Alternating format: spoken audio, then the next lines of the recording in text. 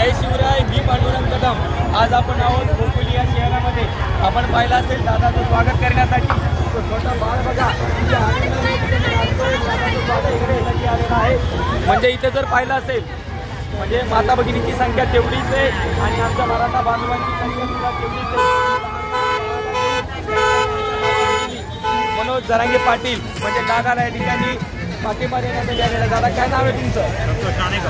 कुठे राहिला तुम्ही? खोपोलीमध्ये। आपण दादा नमस्कार झाला ना दादा? हो झाला। आता काय नाव आहे पिल्या तुझं? इकडे नाव सांग तुझं। नाव सांग ना।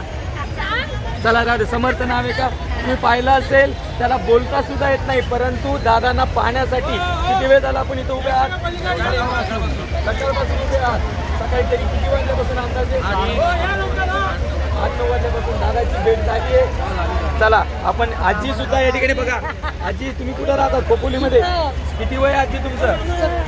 70 वर्षाची आजी सुद्धा या ठिकाणी दादांना सदिच्छा देण्यासाठी आशीर्वाद देण्यासाठी या ठिकाणी आलेल्या आहेत। आजी खूप छान वाटलं तुमच्या आझाद मैदानावरती येणार आहे। हो आता आपल्या सर्वांकडून जर पाठिंबा असेल तर मराठा आरक्षणाला भेटणार।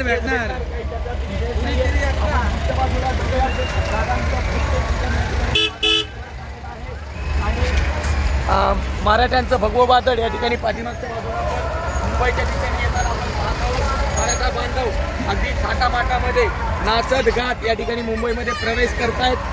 आपण तसंच इकडे दाखवून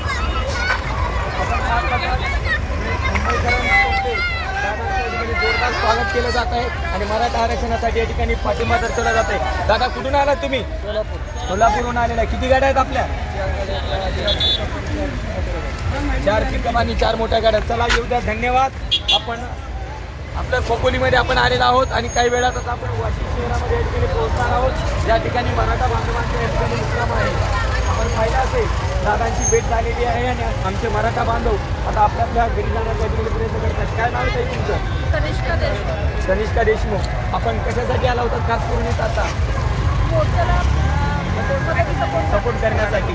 आता काय आमची भाषा आणि मुंबईकरांची भाषेमध्ये थोडासा फरक पडू शकतो, परंतु आपल्या भावना मात्र एकच आहे आणि ती म्हणजे कोणती भावना? आरक्षण मराठ्यांना मिळालाच पाहिजे। म्हणजे भावना तीच आहे, थोडा भाषेमध्ये बदल असू शकतो। दिदी तुझा वर्ग कोणत्या वर्गात?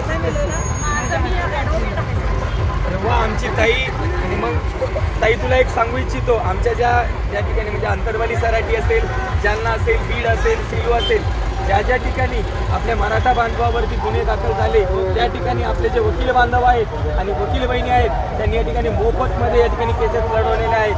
आणि ताई जर हां तर तुमची तयारी आहे का अशी तर एखादी केस? निश्चितच। तर जे म्हणत होते ना की मुंबईमध्ये मराठे कसे येतात आम्ही पाहून घेतो, तर मग ताई वकील आहेत आणि तुला काय करायचं तू करून घेऊ शकतोस। लक्षात आलं का? तुझी भाषा करून